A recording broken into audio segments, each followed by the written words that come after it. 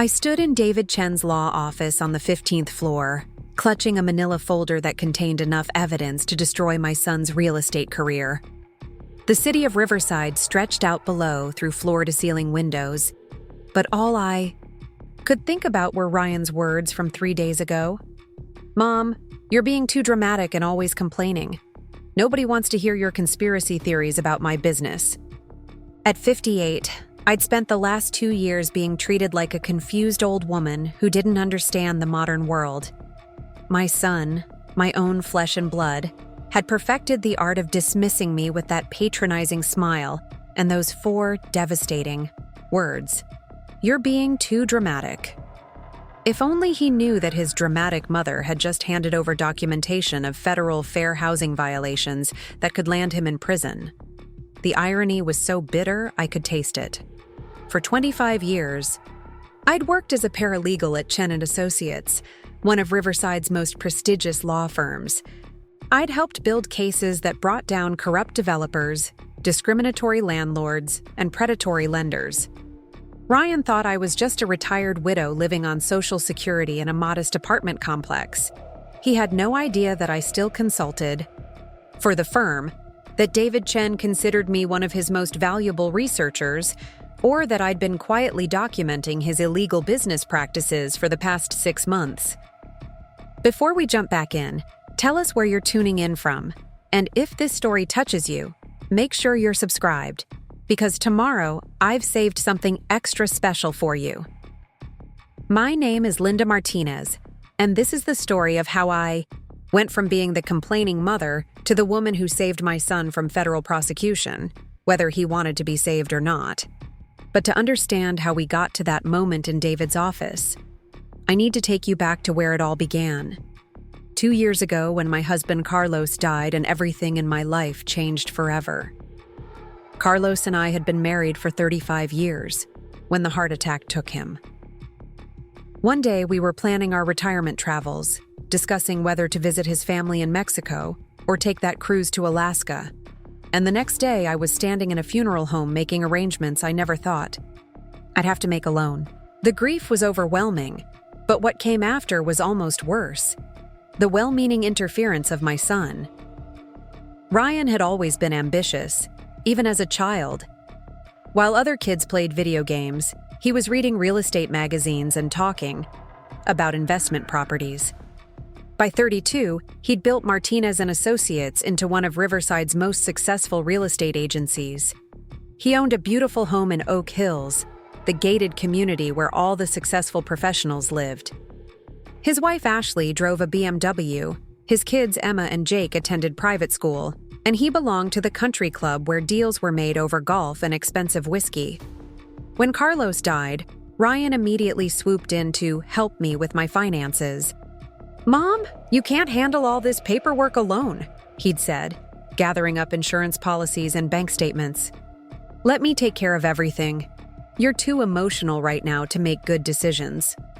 I should have stopped him then. I should have reminded him that I'd been managing legal documents and complex financial information for decades. But grief makes you vulnerable, and his concern felt like love. So I let him handle the life insurance, let him organize the estate, let him make suggestions about my future that gradually became decisions made without me. The first major change was selling the house. Carlos and I had bought our 3-bedroom ranch home in Riverside 28 years earlier. We'd raised Ryan there, hosted countless family gatherings, and created a lifetime of memories in every room. The mortgage had been paid off for 5 years, and the house was worth considerably more than we'd paid for it. "Mom, this place is way too big for you now," Ryan had said during one of his increasingly frequent visits. "The upkeep alone will eat through your savings. You need to downsize somewhere more manageable." When I hesitated, he brought Ashley and the kids to reinforce his argument. "Grandma Linda, wouldn't you rather live somewhere with a pool and activities?" 8-year-old Emma had asked innocently, clearly coached. "The Sunset Gardens place has a swimming pool and game room." Ashley, always perfectly polished and diplomatic, had added her gentle pressure. "It would be so much more social for you, Linda." You'll make friends with people your own age instead of being isolated in this big house.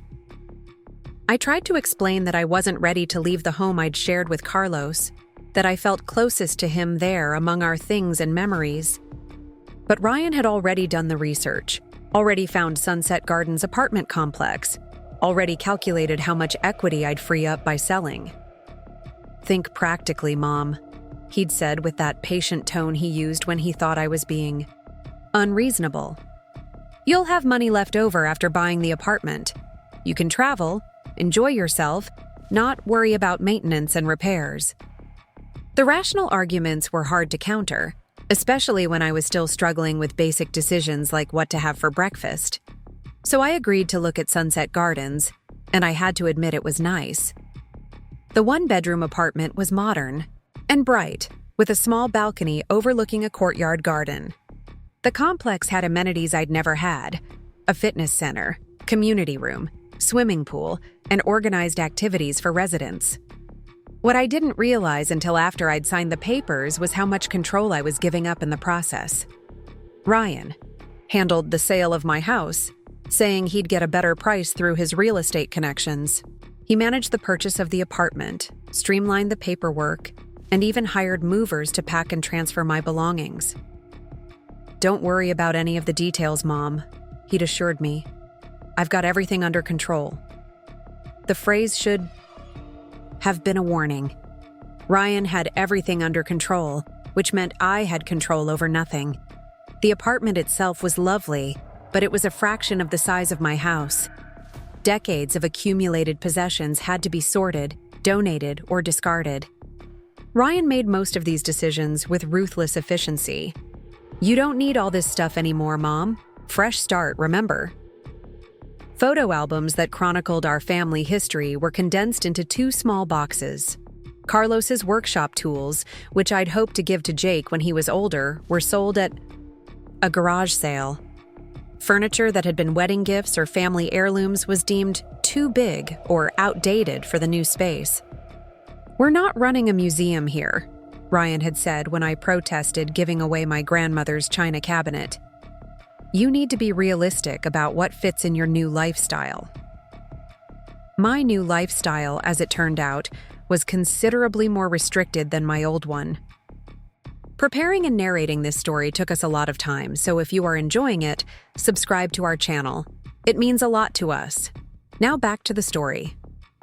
The apartment was beautiful, but it felt like living in a hotel room, sterile and temporary. The community activities were pleasant enough, but they felt organized and artificial compared to the organic relationships I'd built over decades in my neighborhood. What bothered me most was how financial decisions that had once been mine to make were now filtered through Ryan's approval. He'd set up my banking so that major expenses required his co-signature, ostensibly to protect me from fraud or poor judgment. Monthly bills were automatically paid from an account he monitored, and any unusual spending triggered concerned questions. "Mom, I see you spent $300 at Target last month," he'd say during our weekly phone calls. "What did you need that cost so much?" I'd find myself explaining purchases of basic household items, Christmas gifts for the grandchildren, or small furniture pieces to make the apartment feel more like home. The questions weren't accusatory exactly, but they made me feel like a child asking permission to spend my own money. The arrangement had been presented as temporary, just until I got settled and comfortable managing things on my own again. But months passed, then a year, and the training wheels never came off. Instead, Ryan seemed increasingly convinced that I needed his oversight to function in the world. "I worry about you living alone," he'd tell Ashley within my hearing. "She's getting more forgetful, more confused about things. It's hard to watch your parent aging." I wasn't aging any faster than anyone else my age, and I certainly wasn't confused. What I was becoming was frustrated, and that frustration started to show in ways that reinforced Ryan's narrative about my declining capabilities. When I complained about feeling infantilized by the financial oversight, Ryan labeled it as resistance to help. When I expressed sadness about losing independence, He called it depression that proved I needed more support, not less. When I tried to advocate for myself, he called it being dramatic. The worst part was that his concern seemed genuine. He truly believed he was protecting me, helping me, making my life easier. His intentions were good, which made it almost impossible to argue against his methods without seeming ungrateful or irrational. This dynamic might have continued indefinitely if not for what I discovered about his business practices. And the discovery happened entirely by accident, during one of my volunteer shifts at the Riverside Community Center. I'd started volunteering, partly to have something meaningful to do with my time, but also to maintain some sense of purpose and contribution. The community center served low-income families, and I helped with paperwork for various assistance programs. It was satisfying work that used skills I'd developed during my paralegal career, even if Ryan saw it as just a way to keep busy. 1. Afternoon, I was helping a young Hispanic woman named Maria Gutierrez fill out a housing assistance application. She was a single mother with 2 small children, working 2 part-time jobs, but struggling to find affordable housing in a safe neighborhood. As we talked, she mentioned looking at several rental properties through a real estate company. The agent seemed nice at first, Maria said in her careful English. He showed me a beautiful apartment, said it was perfect for my family. But when I filled out the application, suddenly there were problems. He said the landlord decided to go with someone else, someone more qualified. Something in her tone made me pay closer attention. What kind of qualifications were missing? Maria hesitated, then said quietly, I think it was because of my children. And maybe because of my name. The agent, he asked a lot of questions about my family, where I was from, whether I planned to have more children. Questions that seemed strange. A chill ran down my spine. Those were exactly the kinds of questions that federal fair housing law prohibited. Landlords and their agents couldn't discriminate based on familial status, national origin, or pregnancy status, among other protected categories. Do you remember the name of the real estate company? I asked, though I was already afraid of the answer. Martinez and Associates, Maria replied. The agent's name was Ryan Martinez. Do you know them? I managed to keep my expression neutral, while my world tilted sideways. I might have heard of them. Can you tell me more about what happened? Over the next hour, Maria described a pattern of behavior that made my professional alarm bells clang like fire engines. Ryan hadn't just asked inappropriate questions. He'd steered her away from properties in certain neighborhoods, suggested that she might be more comfortable in areas with families like hers, and ultimately failed to submit her application for a property she was qualified to rent. When I gently probed about whether she'd encountered similar problems with other agents, Maria mentioned 3 other families she knew who'd had similar experiences with Martinez and Associates. All were Hispanic or Black families with children. All had been discouraged from applying for properties in predominantly white neighborhoods. All had been asked questions about their family composition, marital status, and future childbearing plans that had no legitimate business purpose. I spent that evening staring at the ceiling of my apartment, trying to process what I'd learned. My son, who'd built his success on being trustworthy and professional, was apparently engaging in systematic housing discrimination. Whether he realized it or not, he was violating federal law in ways that could result in significant fines, civil lawsuits, and criminal charges. My first instinct was to call him immediately and explain the problem. Ryan was smart and ambitious, but he wasn't a lawyer. He might not realize that his screening questions and steering practices were illegal. A simple conversation could clear up what was hopefully just ignorance rather than malicious intent. I called him that evening, choosing my words carefully. Ryan, I need to talk to you about something important. I was volunteering today and heard some concerning things about real estate practices that might be problems. What kind of problems, Mom? His tone was already slightly impatient. the way it got when he thought I was about to waste his time with irrelevant concerns. I explained in general terms about fair housing laws and the importance of avoiding questions about family status, national origin, and other protected categories.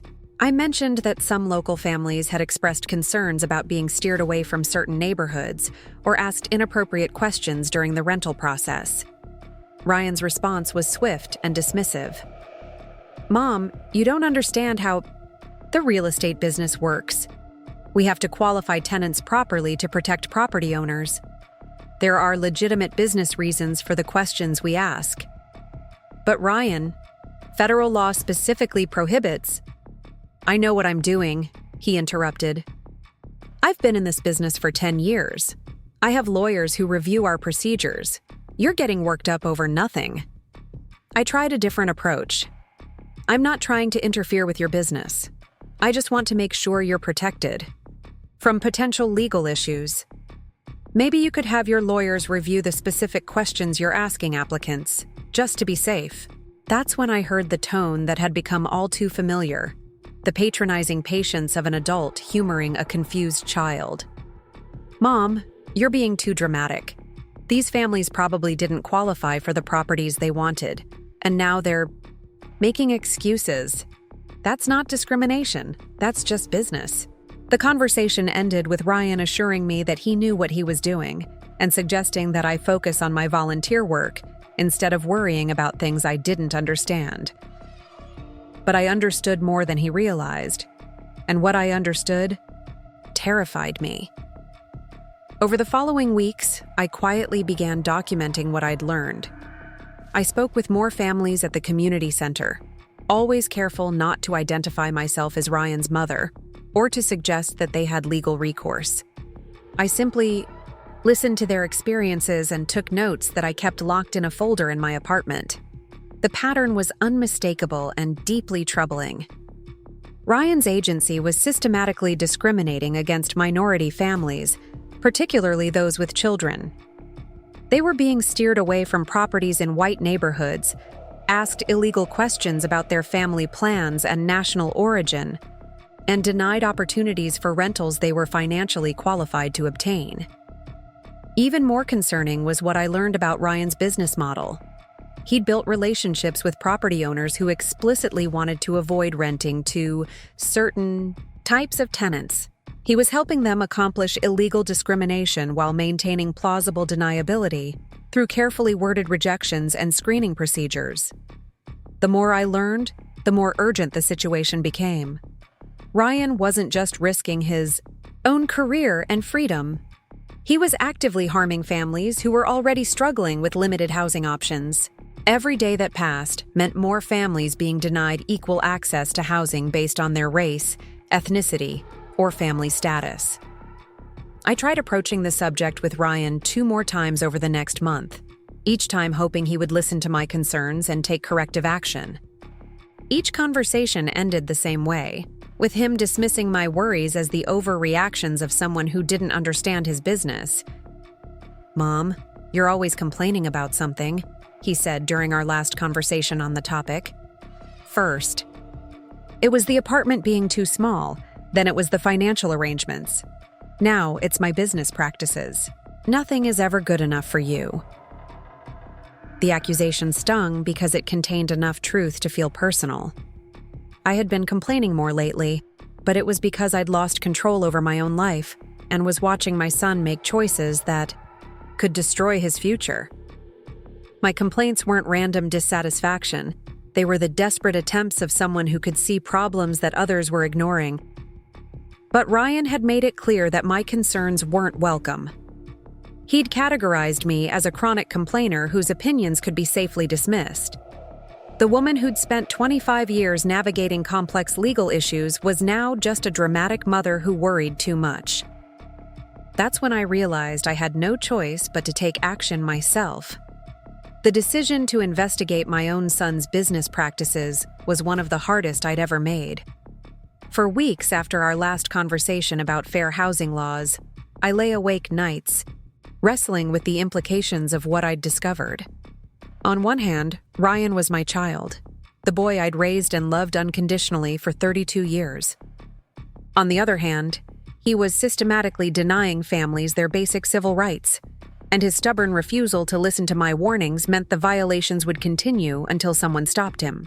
I started my investigation the way I'd learned, to approach complex legal cases during my paralegal career, methodically, thoroughly, and with careful attention to documentation.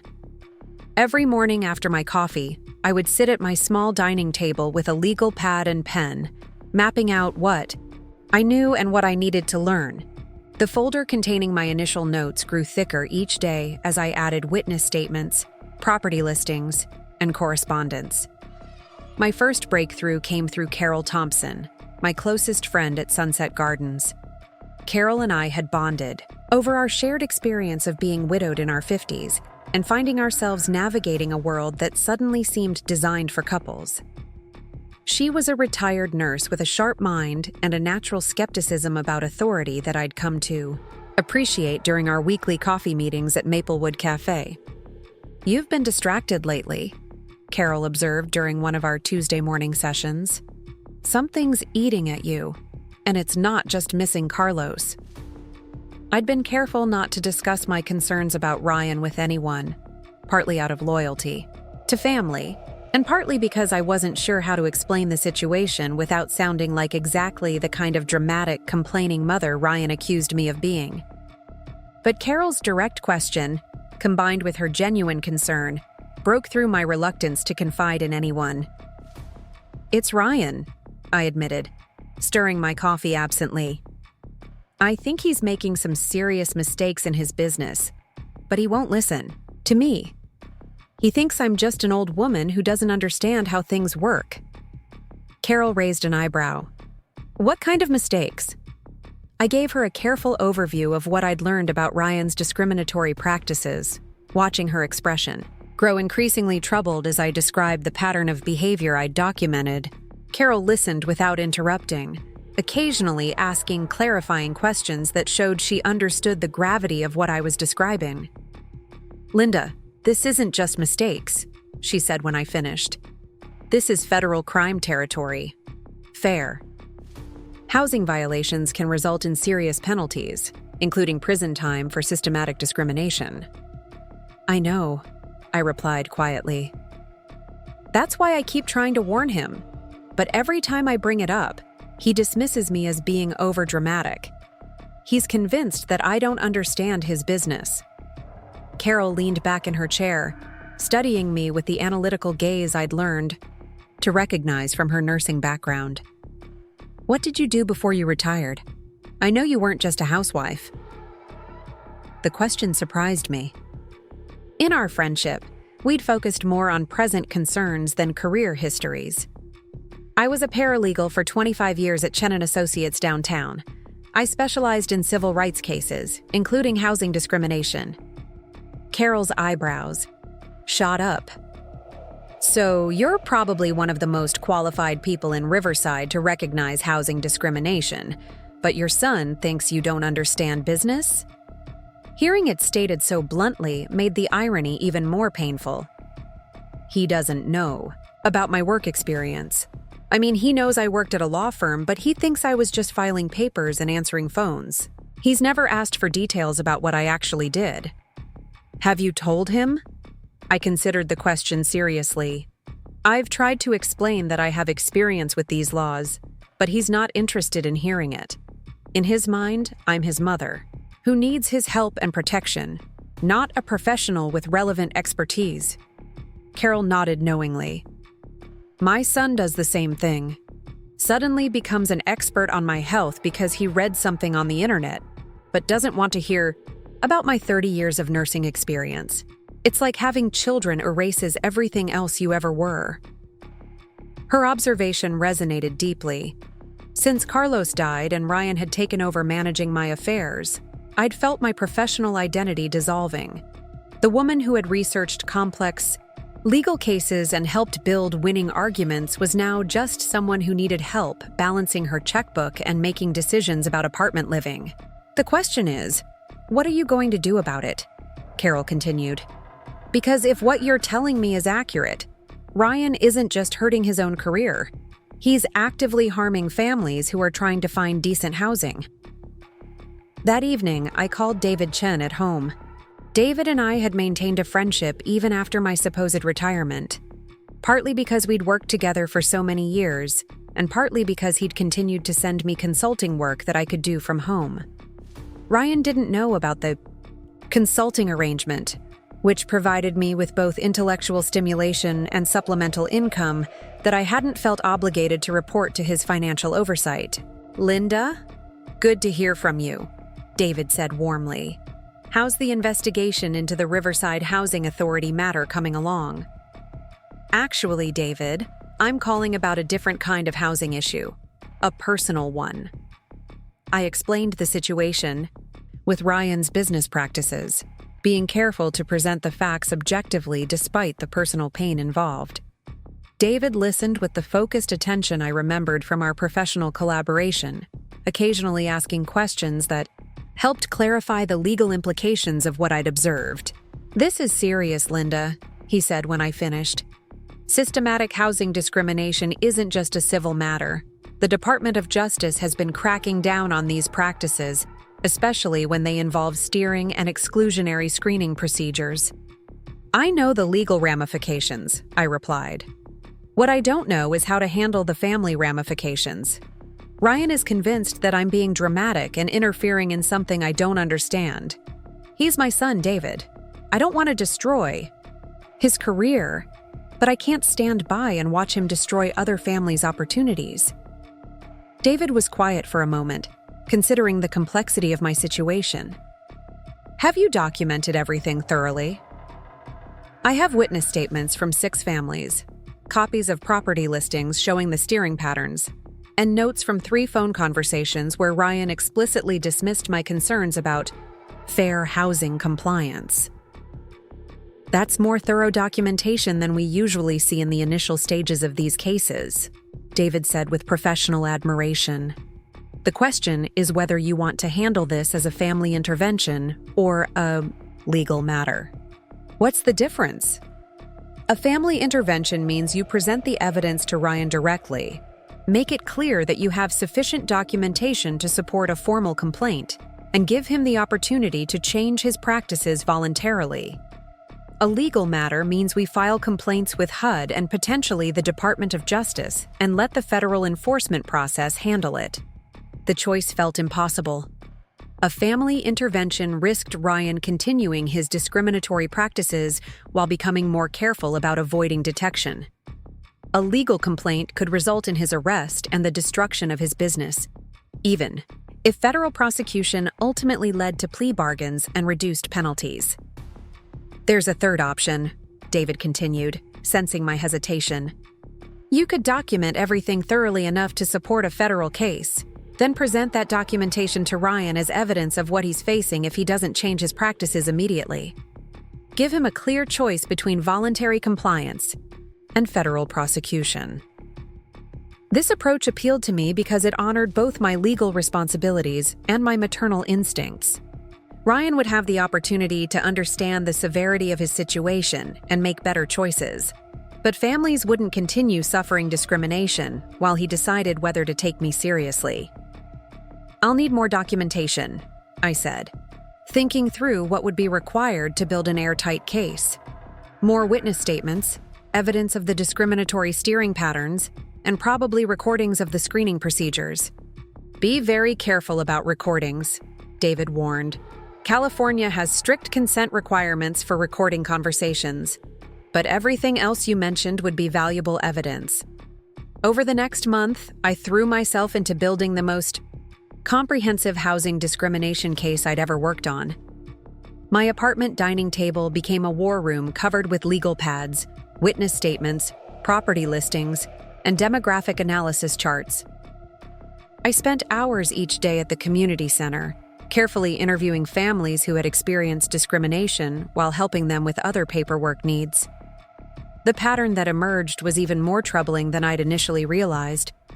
Ryan's agency wasn't just engaging in ad hoc discrimination. They had developed a systematic process for screening out minority applicants while maintaining plausible deniability. Properties in white neighborhoods were consistently described as having special requirements that happened to exclude applicants with children, non-traditional employment, or foreign-sounding names. Families were steered toward properties in minority neighborhoods regardless of their financial qualifications or preferences. Most disturbing was what I learned about Ryan's relationship with property owners. Several landlords had specifically contracted with Martinez and Associates because of their reputation for selective tenant placement. In other words, Ryan had built his business success partly on his willingness to help property owners violate federal law. The evidence was overwhelming, but gathering it was emotionally exhausting. Each witness statement represented a family that had been denied equal opportunity, often after traveling across town to view properties they were never seriously considered for. Children had been disappointed when promised homes didn't materialize. Parents had faced additional stress and expense because they couldn't find housing in the neighborhoods they preferred. Meanwhile, my relationship with Ryan continued to deteriorate. Our weekly phone calls became shorter and more strained as he grew increasingly impatient with what he saw as my tendency to focus on problems rather than positive family news. When I asked about his business or mentioned housing-related news, stories, he would change the subject or make comments about my need to find more productive uses for my time. "Mom, you seem really fixated on housing issues lately," he said during one particularly tense conversation. "Maybe you should find a hobby that's more relaxing. Ashley thinks you might benefit from taking up gardening or joining a book club."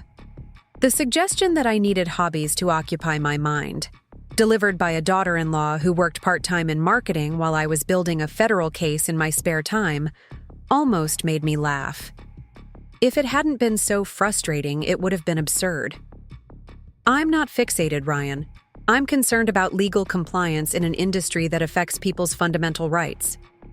"See, this is what I mean," he replied with exaggerated patience. "You're turning everything into a big legal drama. Not every business decision is a federal case." The irony of his word choice was painful. Ryan's discriminatory practices actually were going to become a federal case if he didn't address them voluntarily. But he was so convinced of my tendency toward unnecessary drama that he couldn't recognize legitimate legal concerns when I presented them. Our final conversation on the topic occurred after I'd spent 6 weeks building my case file. I called him on a Thursday evening, hoping to find him in a receptive mood after what I knew had been a successful week for his business.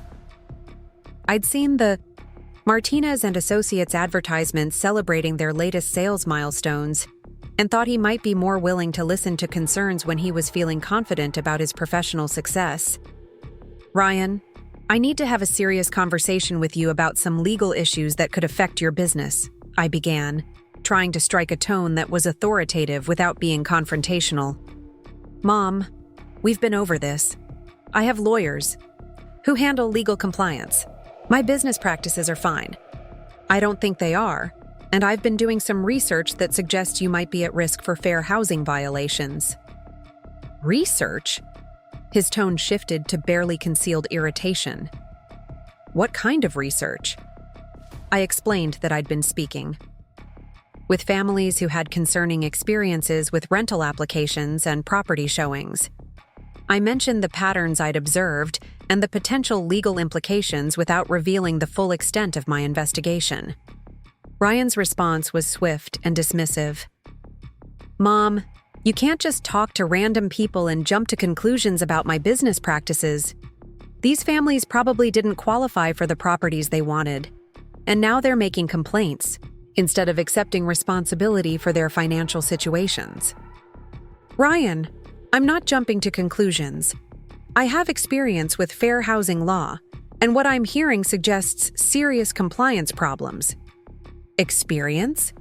He laughed, and the sound was more hurtful than any anger would have been. "Mom, you worked as a secretary at a law firm. That doesn't make you a lawyer." The characterization of my career as secretarial work was so far from reality that I felt momentarily speechless. I'd spent 25 years researching legal precedents, analyzing case law, and helping build arguments that had resulted in significant civil rights victories. But to Ryan, my professional experience was just filing and phone answering, because that's all he'd ever bothered to learn about my work. I wasn't a secretary, Ryan. I was a senior paralegal who specialized in civil rights, cases including housing discrimination. I probably know more about fair housing law than most of the lawyers you've consulted. Right, he said with the tone people use when humoring someone they think is delusional. And I'm sure all that legal expertise is why you're living in a senior apartment complex while I'm running a successful business. The personal attack hit its mark precisely because it contained an element of truth that had been eating at me for months. By conventional measures, Ryan was more successful than I was. He owned property while I rented. He had investments while I lived on consulting income he didn't know about. He belonged to exclusive social circles while I volunteered at community centers. But success isn't just measured in financial terms, and expertise isn't invalidated by modest living circumstances. The woman who had helped win multi-million-dollar settlements for discrimination victims wasn't less knowledgeable because she chose to live simply after her husband's death. Ryan, your financial success doesn't change the legal facts about housing, discrimination, and my living situation doesn't change my professional qualifications to recognize civil rights violations. Mom, you're being too dramatic and always complaining. Nobody wants to hear your conspiracy theories about my business. I work with qualified attorneys who review everything we do. You're not a lawyer, you're not involved in real estate, and you don't understand how the industry works. The dismissal was so complete and contemptuous that I felt something fundamental shift in my relationship with my son. He wasn't just disagreeing with my concerns. He was denying my professional competence, my life experience, and my right to have informed opinions about legal matters I'd worked with for decades. I see, I said quietly. So my 25 years of legal experience doesn't qualify me to have opinions about legal compliance, but your 10 years of selling properties makes you an expert on civil rights law. That's not what I said. It's exactly what you said. Ryan, you've decided that my concerns are dramatic complaining because you can't imagine that your mother might actually know something you don't. The conversation ended with Ryan suggesting that I talk to Ashley about finding activities that would give me more positive outlets for my energy.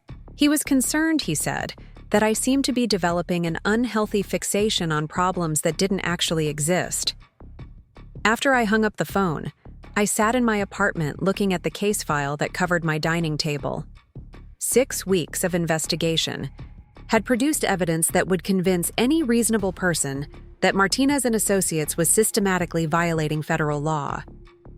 But the one person I most needed to convince had already decided that my evidence was the product of dramatic overreaction and conspiracy thinking. That night, I called David Chen again. I think it's time to move forward with the legal option, I told him.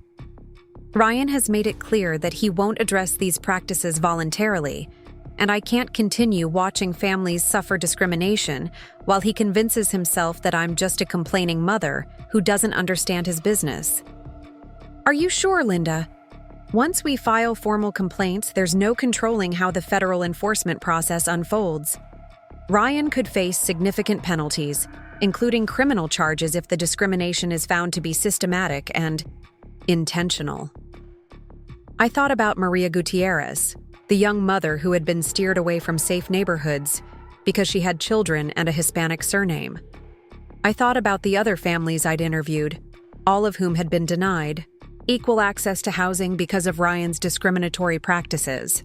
I thought about the property owners who were paying Ryan to help them violate federal law, and the other real estate agents who might be encouraged to adopt similar practices if Martinez and Associates face no consequences for their violations. I'm sure, I said, but I want to give Ryan one final opportunity to understand what he's facing before we file the complaints. What did you have in mind? I want to present him with the complete case file and explain exactly what federal prosecutors will have to work with if complaints are filed. give him a clear choice between voluntary compliance and federal prosecution. David was quiet for a moment. That's risky, Linda. If he doesn't take the threat seriously, he might become more careful about hiding discriminatory practices rather than stopping them. Then we'll have the evidence we've already gathered, plus anything else we can document, going forward. But I need to know that I gave him every possible chance to do the right thing before I take action that could destroy his career. All right. How do you want to handle the presentation? I thought about the question carefully. A phone call would be too easy for Ryan to dismiss or hang up on. Meeting at his office would give him the advantage of familiar territory and the ability to have me escorted out if he didn't want to listen. Meeting at his home would involve Ashley and potentially the children, which could complicate the conversation. I want to meet him somewhere neutral, somewhere professional where he'll take the conversation seriously but won't feel ambushed, I said finally. Somewhere that reminds him I'm not just his complaining mother, but someone with legitimate professional credentials. You could use our conference room, David offered. Invite him here for a meeting about legal matters affecting his business. He doesn't need to know initially that you're the one who requested the meeting. The suggestion was perfect. Chen & Associates offices projected exactly the kind of legal authority that might make Ryan take the conversation seriously. If he arrived expecting to meet with attorneys about his business practices, he might be more receptive to evidence than if he came prepared to dismiss his mother's concerns. Let's set it up, I agreed. But David, I want to handle the presentation myself. This needs to come from me, not from you as his potential prosecutor. Understood, but I'll be available if the conversation requires legal clarification. As we finalized plans for what I privately thought of as Ryan's last chance meeting, I felt a strange combination of dread and anticipation. For months, I'd been treated as a dramatic complainer whose concerns could be safely ignored. Soon, Ryan would learn that his dramatic mother had been building a federal case that could send him to prison. The irony was almost too perfect. He'd accused me of being too dramatic, so I was about to give him real drama. He'd dismissed my complaints as meaningless, so I was about to show him a complaint that could change his life forever. But as I prepared for what might be the most important conversation of our relationship, I realized that my primary emotion wasn't satisfaction at proving my competence. It was sadness that our relationship had deteriorated to the point where legal intervention felt like the only way to protect both Ryan and his victims from the consequences of his stubborn refusal to listen to someone who loved him enough to save him from himself. The meeting was scheduled for the following Tuesday, at 2 p.m. I spent the weekend organizing my evidence into a presentation that would be impossible to dismiss or misunderstand. Charts showing demographic patterns in property placements, witness statements from discriminated families, copies of property, listings demonstrating steering practices, legal precedents showing the penalties for systematic housing discrimination. By Monday evening, I had assembled a case file that any federal prosecutor would be happy to present to a grand jury. The only question remaining was whether Ryan would finally take his dramatic, complaining mother seriously enough to save his own career. I was about to find out just how dramatic I could be when the situation required it. Tuesday morning arrived with the kind of crisp October clarity that made Riverside look like a postcard. I stood at my apartment window, watching the maintenance, crew trim the hedges around the Sunset Gardens courtyard, and tried to calm the nervous energy that had kept me awake most of the night. In 3 hours, I would sit across from my son in David Chen's conference room and present him with evidence that could end his career and potentially land him in federal prison. The manila folder containing 6 weeks of meticulous investigation sat on my dining table like an unexploded bomb. Inside were witness statements from 9 families, demographic analysis charts showing systematic steering patterns, copies of discriminatory property listings, and documentation of screening procedures that violated federal law in multiple ways. Any federal prosecutor would consider it a gift-wrapped case. I dressed carefully that morning, choosing the navy blue suit I'd worn to court appearances during my paralegal career. The jacket still fit perfectly, and the skirt hit at exactly the right length to project professional authority. I added the pearl earrings Carlos had given me for our 20th anniversary, and the matching necklace I'd worn to important business meetings. Looking in the mirror, I saw the legal professional I'd been for 25 years, not the complaining. Mother Ryan had reduced me to over the past 2 years. At noon, I took a taxi to Chen & Associates rather than driving myself. My hands were shaking slightly from anxiety and caffeine, and I didn't trust my ability to navigate downtown traffic while mentally rehearsing the most important conversation of my relationship with Ryan. The taxi driver, a middle-aged man named Frank, made pleasant conversation about the weather and local sports that helped distract me from obsessing over every possible way the meeting could go wrong. "Big meeting today?" Frank asked as we pulled up to the high-rise building housing David's law firm. "The biggest," I replied, handing him the fare plus a generous tip. "Wish me luck." "You got it, lady. You look like you can handle whatever they throw at you." If only he knew what I was about to throw at my own son.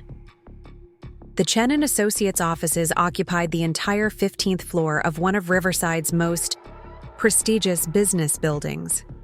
Floor-to-ceiling windows provided panoramic views of the city, and the reception area projected exactly the kind of legal authority and success that I hoped would make Ryan take our conversation seriously. The receptionist, a young woman named Sarah, whom I'd known since she started as an intern 5 years earlier, greeted me with professional warmth. "Linda, good to see you. Mr. Chen said you're expecting someone for a 2 o'clock meeting?" "My son Ryan Martinez. He should be here any minute." "I'll show him to conference room A when he arrives. Can I get you anything while you wait? Coffee, water?" "Just water, please. And Sarah, when Ryan arrives, just tell him he's here for a meeting about legal matters affecting his business. Don't mention that I requested the meeting until he's actually in the conference room." Sarah nodded, understanding. During my years at the firm, she'd assisted with enough sensitive family legal matters to recognize the setup of a difficult conversation between relatives. Conference Room A was David's showpiece, designed to impress clients and intimidate opposing counsel. A massive mahogany table dominated the center of the room, surrounded by leather chairs that had probably cost more than most people's monthly rent. Original oil paintings of legal landmarks lined the walls, and a wall of law books projected scholarly authority. If Ryan wasn't going to take me seriously as his mother, maybe he'd take me seriously in this environment. I arranged my evidence materials at one end of the table, organizing them for maximum impact. The witness statements went in the center, where Ryan couldn't avoid seeing them. The demographic analysis charts flanked them on either side, showing clear patterns of discriminatory steering. Property listings with highlighted discriminatory language formed the outer border of my presentation. At the head of the table, placed where Ryan would have to confront it directly, I put a single sheet of paper listing the federal penalties for systematic housing discrimination. Fines up to $100,000 per violation, civil damages potentially reaching millions of dollars, and prison sentences up to 10 years for willful violations. At exactly 2 o'clock, Sarah's voice came through the conference room intercom. "Linda, your 2 o'clock appointment is here. Send him in, please." I stood at the far end of the conference table, facing the door, as Ryan entered. He was dressed in his usual business attire, expensive suit, silk tie, leather shoes that I probably cost more than I spent on clothing in 6 months. His expression was mildly curious rather than concerned, suggesting he had no idea what kind of meeting he was walking into. "Mom?" Ryan stopped just inside the doorway, clearly confused by finding me in a law firm conference room surrounded by legal documents. "What are you doing here? Sarah said I had a meeting about legal matters affecting my business." "You do," I replied calmly. "Please sit down, Ryan. We need to talk." He remained standing, his confusion shifting toward irritation. "Did you arrange this meeting? What's going on here?" I arranged this meeting because you refuse to listen to my concerns about your business practices when I call you at home or at your office. I thought you might take the conversation more seriously in a professional legal environment. Ryan's expression darkened. Are you serious right now? You tricked me into coming here so you could continue complaining about my business? Mom, this is completely inappropriate. What's inappropriate is your systematic violation of federal fair housing laws, I said, gesturing to the evidence spread across the conference table. What's inappropriate is your refusal to address discriminatory practices that could land you in federal prison. What's inappropriate is your dismissal of legitimate legal concerns as the complaints of a dramatic mother. He glanced at the documents on the table, but his attention was focused on his anger at what he saw as manipulation. I don't know what kind of game you think you're playing, but I'm not participating. I have real work to do. Ryan turned toward the door, but my next words stopped him. Sit down and listen to me, or I'll be filing these complaints with HUD and the Department of Justice tomorrow morning. The threat finally got his attention. He turned back to face me, studying my expression for signs that I was bluffing. Whatever he saw there convinced him that I was deadly serious. Complaints about what? Sit down, Ryan. He pulled out the chair at the opposite end of the table from where I stood, his body language radiating reluctant compliance rather than genuine willingness to engage. I remained standing, using the height advantage to project authority as I began my presentation. For the past 6 weeks, I've been investigating your business practices after multiple families reported discriminatory treatment by Martinez and Associates. What I found is systematic, documented, and prosecutable violation of federal fair housing laws. I picked up the first witness statement and began reading. Maria Gutierrez, single mother of 2, employed full-time as a medical assistant and part-time as a retail associate. Combined income $48,000 annually. Excellent credit score. References from previous landlords. Applied for a 2-bedroom apartment in the Riverside Heights neighborhood. Rent $100 to $200 monthly. You asked her how many children she planned to have in the future, whether she was married to the children's father, and suggested she might be more comfortable in the Los Altos area where there were more families like hers. Ryan interrupted before I could continue. Those are legitimate screening questions. Landlords need to know about occupancy and tenant stability. Asking about future pregnancy plans violates federal law under familial status protections. Asking about marital status violates familial status protections. Steering tenants toward specific neighborhoods based on race or ethnicity violates federal law under national origin protections. I picked up the second witness statement. James and Patricia Williams, married couple with 1 child, both employed. As teachers, combined income $72,000 annually, excellent credit, no prior rental issues. They were interested in a 3-bedroom house in Oak Hills. You told them the landlord was looking for professionals without children and showed them properties only in the Jefferson Park area.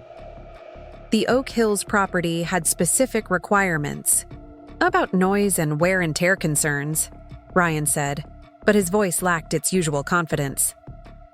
The Oak Hills property was rented the following week to a white family with 2 children and a lower income than the Williams family, I replied, consulting my notes. The Hendersons, who earned $65,000 combined, and whose application I obtained through public records.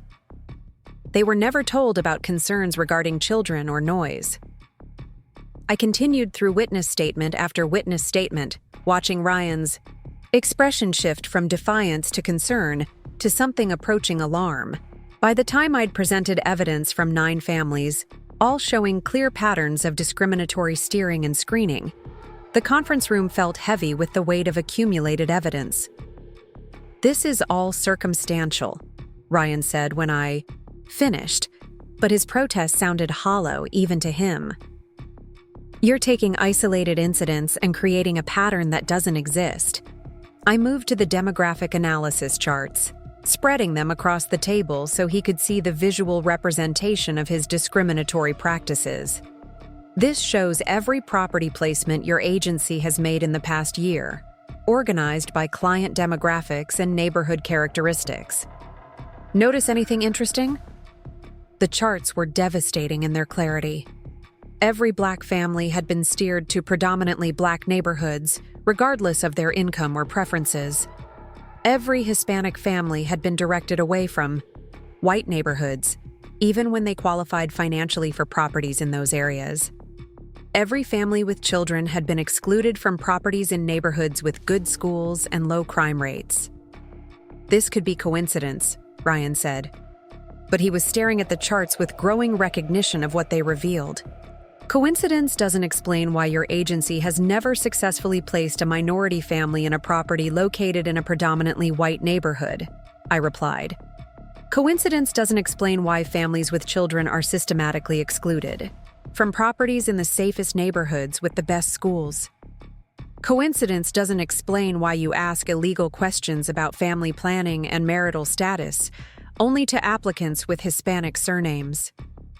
I moved to the property listings, highlighting sections I'd marked in red ink. These are advertisements for properties your agency has handled, showing different descriptions of the same neighborhoods depending on the intended audience. Properties in Riverside Heights are described as quiet and professional in listings, targeting white applicants, but family-friendly with diverse neighbors in listings targeting minority applicants. That's textbook steering language designed to maintain neighborhood segregation. Ryan was studying the property listings now, and I could see him recognizing patterns in his own marketing materials that he hadn't noticed before. Or maybe he had noticed them but hadn't considered the legal implications. I don't write all the property descriptions, he said weakly. My staff handles most of the marketing materials. Your staff follows procedures you established, I replied.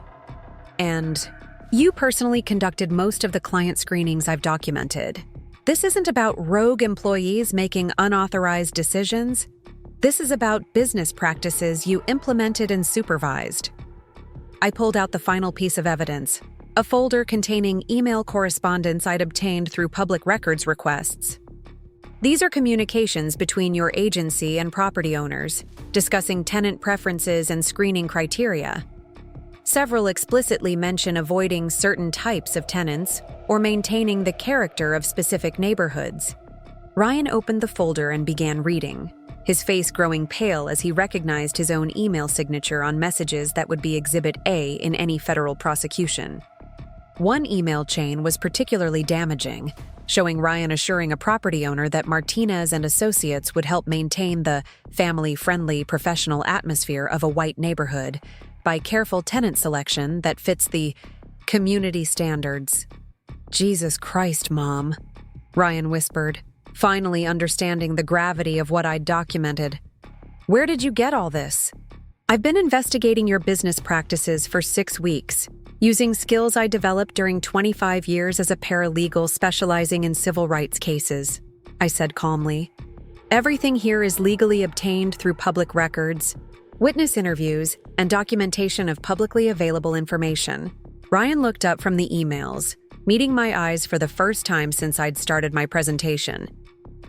You're really going to turn in your own son? The question hit me like a physical blow, even though I'd been expecting it. The pain in his voice reminded me that despite his dismissive treatment of my concerns, despite his refusal to acknowledge my professional expertise, he was still my child. The boy I'd raised, loved unconditionally, and protected from every harm I could shield him from. I'm trying to save my son from federal prosecution, I replied, my voice softer, but no less firm. Everything you see here represents evidence that federal investigators will find if complaints are filed against your agency. The families you've discriminated against have legal grounds for both criminal complaints and civil lawsuits. The property owners you've helped violate fair housing laws could face significant penalties and might decide to cooperate with prosecutors in exchange for leniency. I moved around the table to sit closer to him, no longer projecting legal authority, but speaking as his mother. Ryan, systematic housing discrimination is a federal crime. The penalties include substantial fines, civil damages that could reach millions of dollars, and prison sentences up to 10 years. This isn't about my complaints or my concerns anymore. This is about documented violations of federal law that will eventually come to the attention of authorities, whether I report them or not. But you're planning to report them? I'm planning to give you the opportunity to address these violations voluntarily before they become the subject of federal investigation, I said carefully. You can change your business practices immediately, implement proper fair housing compliance procedures, and potentially avoid criminal prosecution. Or you can continue dismissing these concerns as maternal drama until federal agents show up at your office with search warrants. Ryan stared at the evidence spread across the conference table, finally understanding that his dramatic, complaining mother had assembled a federal case that could destroy everything he'd built over the past 10 years. The silence stretched. Between us, heavy with implications neither of us had wanted to face. How long have you known about civil rights law? He asked finally. 25 years. I specialized in housing discrimination cases, employment discrimination, and constitutional civil rights violations. I helped build cases that resulted in multi-million-dollar settlements and significant changes in discriminatory practices by major corporations and government agencies. And I've been treating you like you don't understand business, Ryan said, the realization clearly painful. You've been treating me like a complaining mother whose concerns could be safely ignored, I corrected. Which is why we're having this conversation in a law firm conference room instead of over dinner at your house. Ryan pushed back from the table, standing and walking to the window overlooking downtown Riverside. I could see him processing not just the legal implications of what I'd shown him, but the personal implications of how he'd dismissed my expertise and concerns. What happens now? He asked without turning around. That depends on your response to what you've learned today, I replied. You can implement immediate changes to your business practices, undergo fair housing compliance training, and establish procedures that ensure equal treatment for all clients regardless of their race, ethnicity, or family status. If you do that, quickly and comprehensively, complaints might be avoided entirely. And if I don't? I stood and walked to my briefcase, pulling out a formal complaint form I'd already completed. If you don't make immediate changes, I'll file this complaint with HUD tomorrow morning. A copy will go to the Department of Justice Civil Rights Division. Federal investigators will begin examining your business practices within 30 days, and you'll likely face both criminal prosecution and civil lawsuits from the families you've discriminated against. Ryan turned from the window to look at the complaint form in my hands. His name was typed in the defendant section, along with his business address and a detailed summary of the discriminatory practices I'd documented. Seeing his own name on a federal complaint form seemed to finally drive home the reality of his situation. You would really do that? File federal charges against your own son? The question hung in the air between us, encompassing all the pain and disappointment of our deteriorated relationship. I thought about Maria Gutierrez and her children, denied safe housing because of their ethnicity. I thought about the Williams family, excluded from good school districts because they had a child. I thought about all the families who had been denied equal opportunity, while Ryan convinced himself that his discriminatory practices were just good business. I would file federal charges to protect families from continued discrimination, I said quietly. And I would file them to protect you from continuing to commit federal crimes that will eventually be prosecuted whether I report them or not. Ryan, this isn't about punishing you for dismissing my concerns. This is about stopping harmful, illegal practices before they destroy your life and the lives of the families you're discriminating against. Ryan walked back to the table and sat down heavily, staring at the evidence of his discriminatory practices. For the first time in our conversation, he looked like the child I remembered rather than the successful businessman he'd become. I never meant for it to be discrimination, he said softly. I was just trying to give property owners what they wanted, help families find places where they'd fit in. build a successful business by being responsive to market demands. Intent doesn't change the legal reality, I replied gently. Federal, fair housing law doesn't include exceptions for market responsiveness or client preferences. Equal treatment is required regardless of business considerations. What do I need to do? The question represented the first time in months that Ryan had asked for my advice rather than dismissing my concerns. I pulled out a folder I'd prepared with compliance recommendations, hoping our conversation would reach this point. First, immediate cessation of all discriminatory screening questions and steering practices. Second, fair housing compliance, training for you and all your employees. Third, implementation of standardized procedures that ensure equal treatment for all clients. Fourth, proactive outreach to minority communities to demonstrate your commitment to equal service. Ryan opened the compliance folder, scanning the detailed recommendations I'd prepared. This will require significant changes to how we operate. Yes, it will, but the alternative is federal prosecution and the end of your business. And if I make these changes, you won't file the complaint? I considered his question carefully. The families who had suffered discrimination deserved justice, but they also deserved assurance that the discrimination would stop. Ryan's voluntary compliance would protect future families while potentially providing remedies for past victims through civil settlements. If you make comprehensive changes quickly and provide appropriate remedies to the families you've discriminated against, I'll hold the complaint while monitoring your compliance. But Ryan, any return to discriminatory practices will result in immediate filing of federal charges. This is your one opportunity to address these violations voluntarily. Ryan nodded, understanding the seriousness of what I was offering. How long do I have to implement the changes? 30 days for immediate policy changes and employee training. 60 days for full compliance procedures and community outreach. Programs.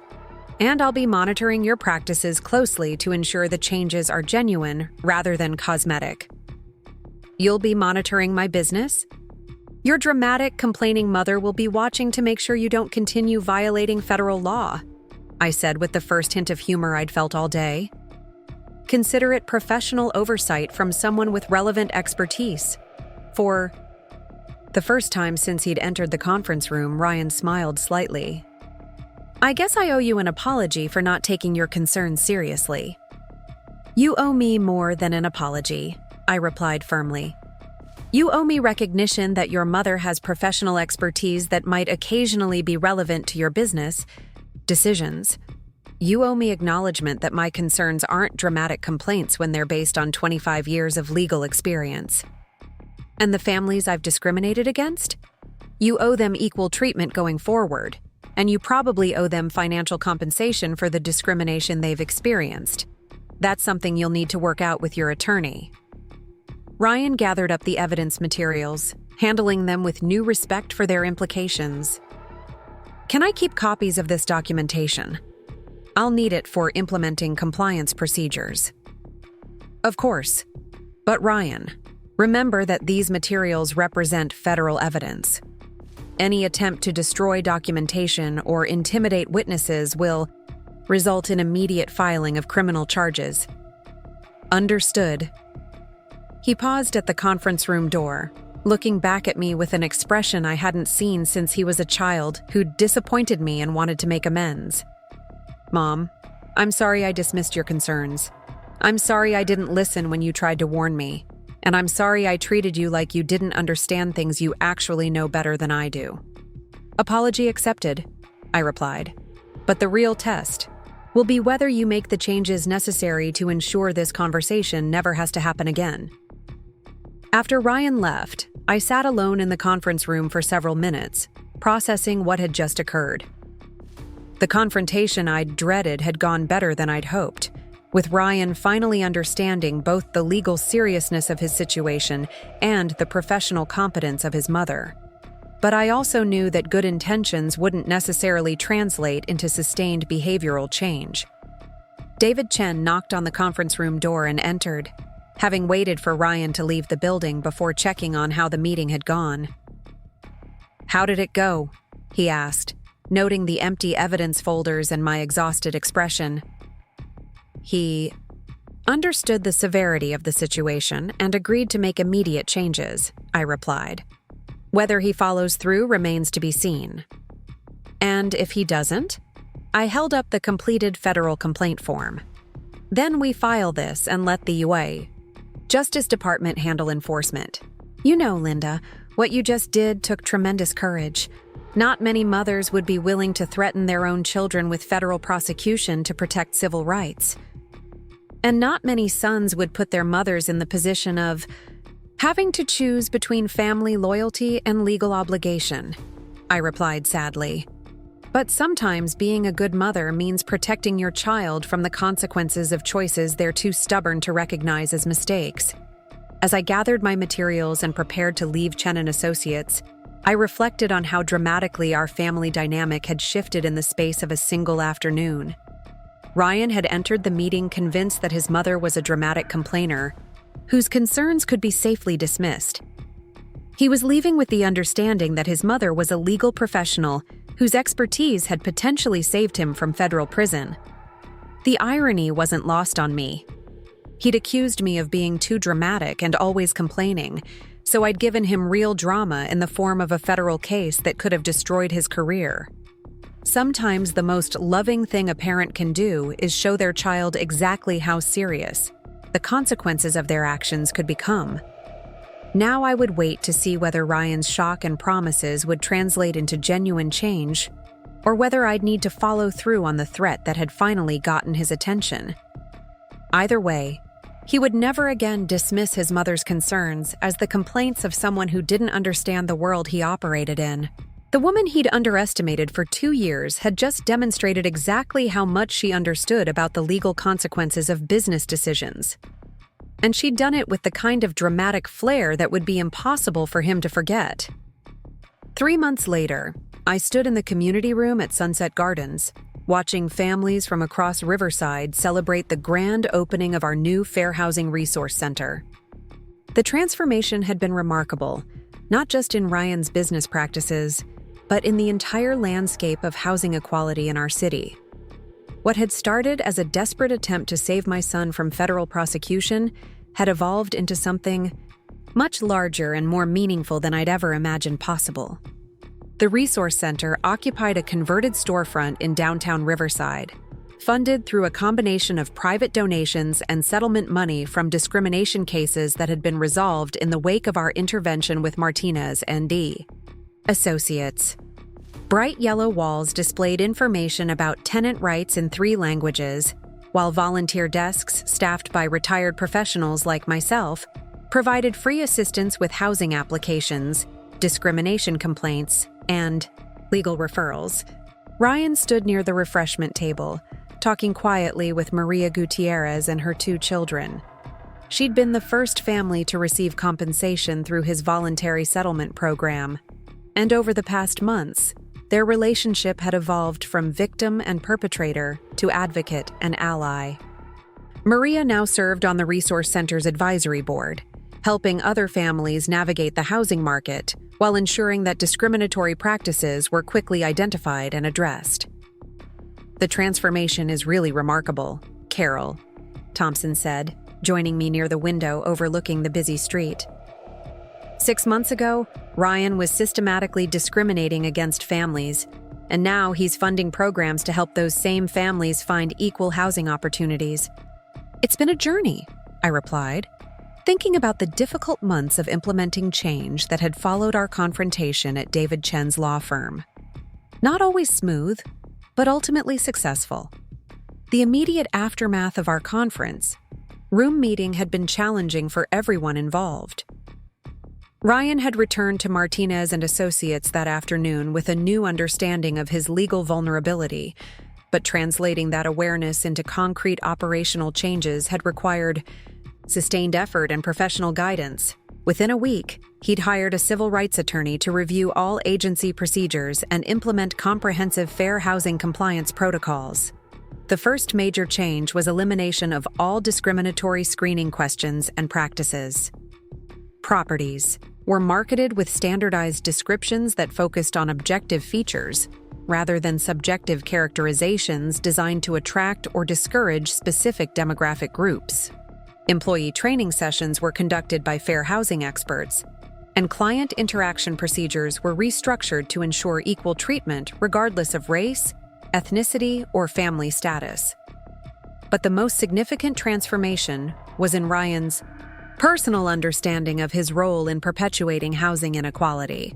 The privilege that had allowed him to dismiss discriminatory practices as just business was the same privilege that had allowed him to dismiss his mother's expertise as dramatic complaining.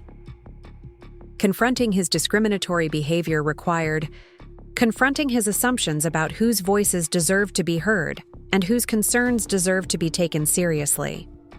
Ashley had been instrumental in supporting Ryan through this difficult period of professional and personal growth. Initially defensive about the accusations against her husband's business, she'd gradually come to understand that well-intentioned people could cause significant harm through unconscious bias and systemic discrimination. Her background in marketing proved valuable in redesigning agency materials to eliminate steering language while attracting diverse clientele.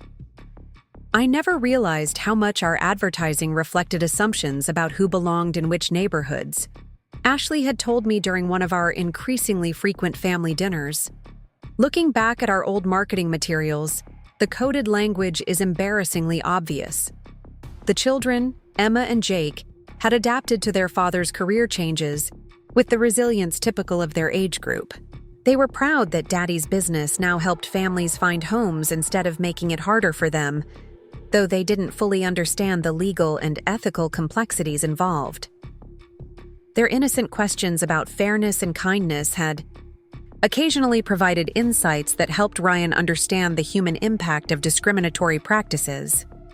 "Why would someone not want kids to live in their neighborhood, Dad?" Emma had asked after overhearing a conversation about familial status discrimination. "Kids need safe places to play just like grown-ups need safe places to work."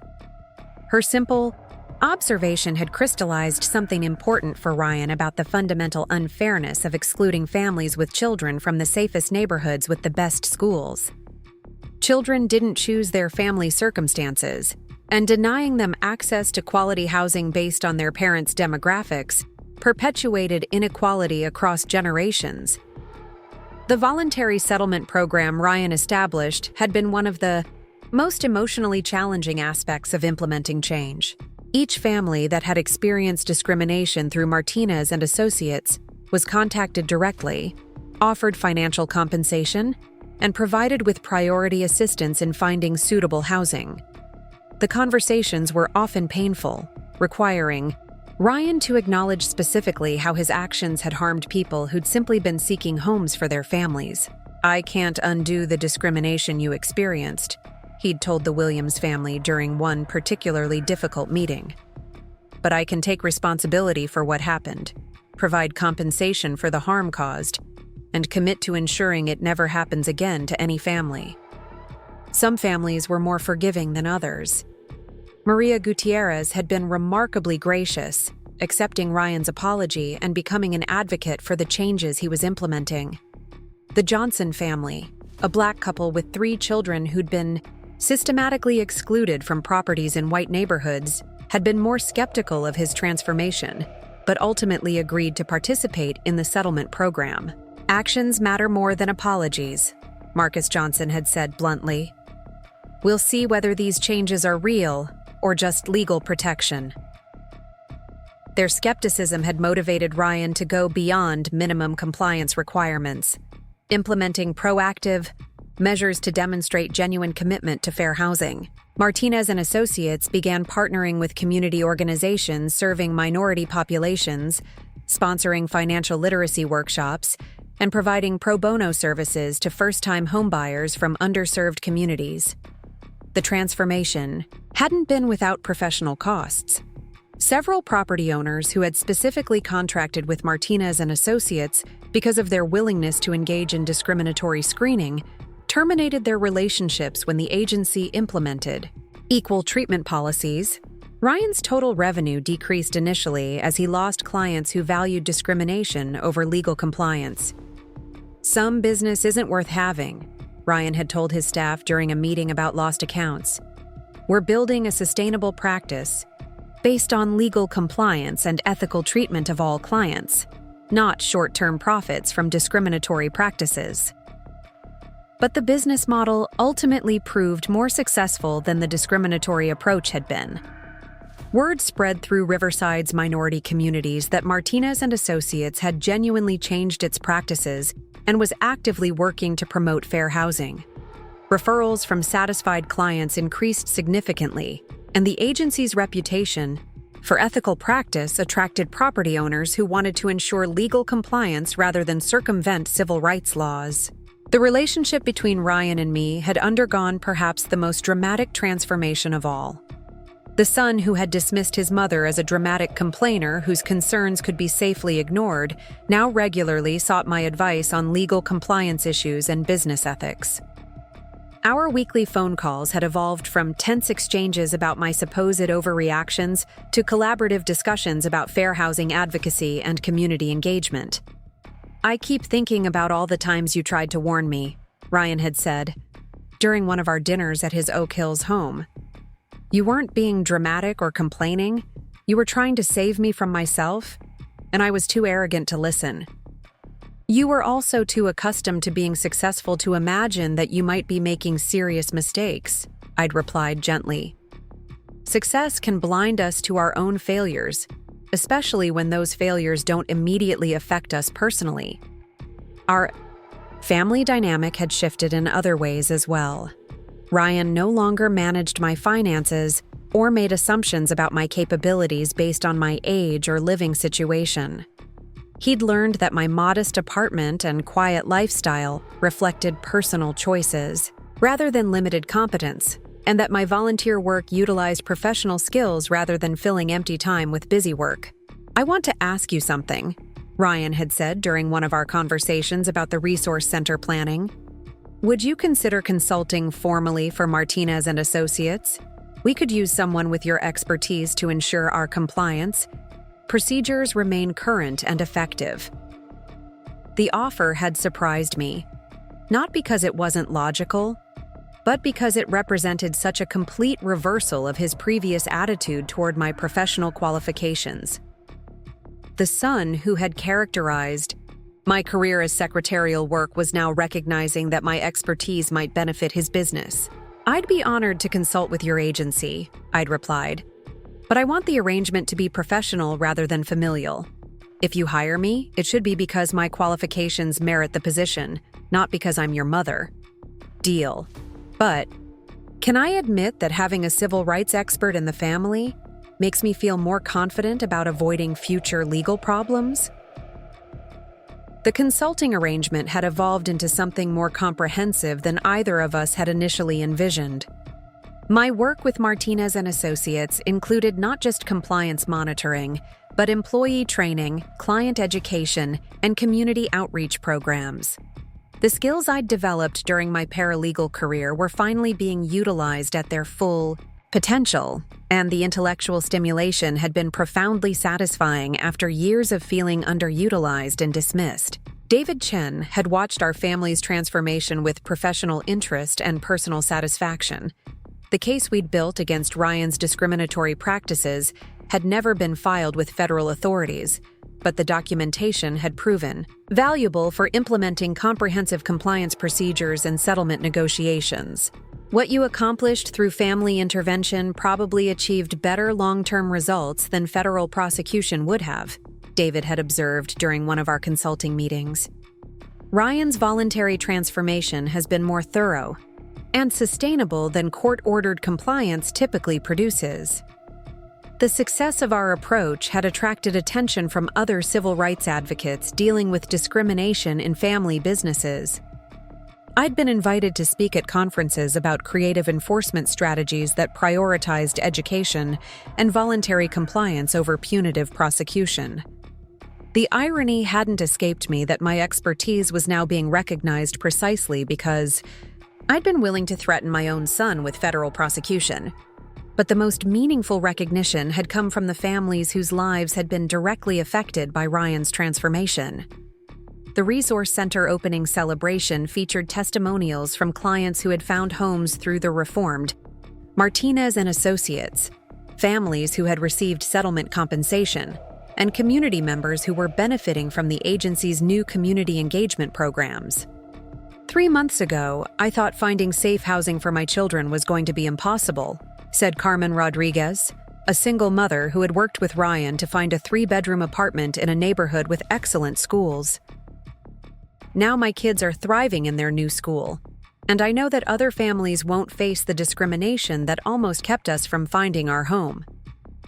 The transformation hadn't just affected individual families, but had begun influencing industry, practices throughout Riverside. Other real estate agencies had implemented their own fair housing compliance programs, partly from genuine commitment to equal treatment and partly from recognition that discriminatory practices were being more closely monitored and aggressively prosecuted. Ryan's public transformation has created pressure for the entire industry to examine its practices, explained Jennifer Park, a fair housing advocate who served on the Resource Center's board. When a successful agency voluntarily acknowledges past discrimination and implements comprehensive reforms, it becomes much harder for other agencies to claim that equal treatment is impossible or impractical. The Resource Center itself had become a model for community-based fair housing advocacy. Rather than waiting for discrimination complaints to work their way through federal enforcement processes, the center provided immediate assistance to families experiencing housing discrimination while connecting them with legal resources and alternative housing options. Volunteer staff included retired professionals like myself who had relevant expertise, community advocates who understood the challenges facing minority families, and formerly discriminated families who could provide peer support and practical guidance. The combination of professional knowledge and lived experience created a powerful resource for families navigating housing markets that still contained barriers to equal treatment. What makes this center effective is that it addresses discrimination proactively rather than just reactively. Maria Gutierrez explained to visitors during the opening celebration, families can get help before they're denied housing, not just after they've been discriminated against. The success of the Resource Center had inspired similar programs in neighboring communities, creating a regional network of fair housing, advocacy organizations. My role had expanded to include training volunteers and coordinating with other centers, utilizing skills and knowledge that had been dormant during my years of feeling marginalized and dismissed. As the opening celebration continued around me, I reflected on the unexpected journey that had brought us to this point. The night I'd called David Chen about filing federal complaints against my own son had felt like one of the most painful decisions of my life. The woman who had been dismissed as too dramatic and always complaining had been preparing to take legal action that could have destroyed her son's career and sent him to federal prison. But sometimes the most loving thing a parent can do is refuse to enable destructive behavior, even when that refusal requires dramatic action. Sometimes being a good mother means being willing to be seen as the enemy rather than the enabler. Sometimes family loyalty requires threatening the very person you're trying to protect. The irony of Ryan's dismissive words had proven prophetic in ways he never could have imagined. He'd accused me of being too dramatic and always complaining, so I'd given him drama that nearly resulted in federal prosecution. He'd dismissed my concerns as meaningless complaints, so I'd shown him a complaint that could have changed his life forever. But the real transformation hadn't been about proving my expertise or validating my concerns. It had been about creating change that protected vulnerable families while giving Ryan the opportunity to become the person he was capable of being rather than the person his unchecked privilege had allowed him to become. "Grandma Linda, are you proud of Dad now?" Emma asked, tugging on my sleeve as the celebration continued around us. I looked across the room at Ryan, who was deep in conversation with fair housing advocates about expanding the Resource Center's services. His transformation from discriminator to advocate had been genuine and sustained, affecting not just his business practices, but his understanding of justice, equality, and the responsibility that comes with privilege and success. "I've always been proud of your father," I told Emma honestly, "but now I'm proud of the choices he's making and the person he's choosing to be." "He says you saved him from making really bad mistakes." "Actually, sweetheart, I think we saved each other. He needed someone to show him how serious his mistakes were becoming, and I needed someone to remind me that my voice and expertise still matter, even when people try to dismiss them." As the evening wound down and families began gathering their children and preparing to leave, Ryan approached me with an expression I'd learned to recognize as his preparation for important conversations. "Mom, I want to ask you something, and I want you to know the question comes from genuine respect for your judgment and expertise." "What is it?" "The Resource Center has been so successful that we're getting inquiries about expanding to other civil rights issues beyond housing. Employment discrimination, educational equity, access to public accommodations. Would you be interested in directing a broader civil rights advocacy center?" The offer represented an opportunity I'd never imagined possible during my years of feeling dismissed and underutilized. My expertise, which had been characterized as dramatic overreaction when I tried to help my son avoid legal trouble, was now being recognized as valuable enough to direct a comprehensive civil rights program. "It would be a significant commitment," I said, considering the implications. "Probably full-time work, substantial responsibility, complex legal and political challenges. It would also be utilizing your skills and experience at their highest level," Ryan replied. "And it would be making a difference for families throughout the region who are facing various forms of discrimination." I thought about the journey that had brought us to this conversation. 6 months earlier, I'd been a dismissed mother living in a modest apartment, volunteering at a community center, and being characterized as too dramatic and always complaining. Now, I was being offered the opportunity to direct a regional civil rights advocacy program, utilizing expertise that had been ignored and dismissed for years. "I'm interested," I said finally, "but I have one condition." "What's that?" "If I accept this position, it's because my qualifications merit the responsibility, not because you feel guilty about how you treated me before. I want to be hired for my competence, not accommodated because of our relationship." Ryan smiled, the expression reflecting both professional respect and personal affection. "Mom, after everything you've accomplished over the past few months, I think it's clear that your competence was never in question. My ability to recognize it was the problem." 6 months later, the Riverside Regional Civil Rights Center occupied a full floor of downtown office space, with satellite locations in 3 neighboring communities. My official title was Executive Director, and my work involved coordinating legal advocacy, community education, policy research, and direct assistance for families facing various forms of discrimination. The transformation had been remarkable, not just in scope, but in personal satisfaction. The skills and expertise I'd developed over decades of legal work were finally being utilized to their full potential, and the intellectual challenges kept me engaged and energized in ways I hadn't experienced since my early career. But perhaps the most meaningful aspect of the work was the ongoing relationship with Ryan, which had evolved into genuine professional collaboration and mutual respect. The son who had once dismissed my concerns now regularly sought my advice on complex legal and ethical issues, and our family dinners often included discussions of civil rights advocacy and community engagement. "I keep thinking about how close I came to destroying everything through my own arrogance and privilege," Ryan said during one of our conversations about the center's expanding programs. "If you hadn't been willing to confront me with the evidence of what I was doing, I would have continued discriminating against families until federal prosecutors eventually caught up with me. And if you hadn't finally been willing to listen and change, I would have spent the rest of my life knowing that I could have prevented discrimination, but chose family loyalty over civil rights," I replied. "Sometimes the most loving thing family members can do for each other is refuse to enable destructive behavior. The woman who had been dismissed as too dramatic and always complaining had indeed provided real drama, but drama in service of justice rather than personal vindication. The federal case I'd built against my own son had never been filed, but the threat of it had created transformation that protected vulnerable families while giving Ryan the opportunity to become an advocate rather than a perpetrator. Sometimes, being a good mother means being willing to threaten the child you love in order to save them from the consequences of choices they're too privileged to recognize as destructive.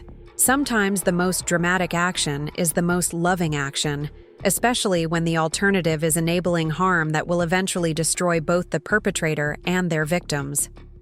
The irony of Ryan's accusation had proven perfect in its unintended accuracy.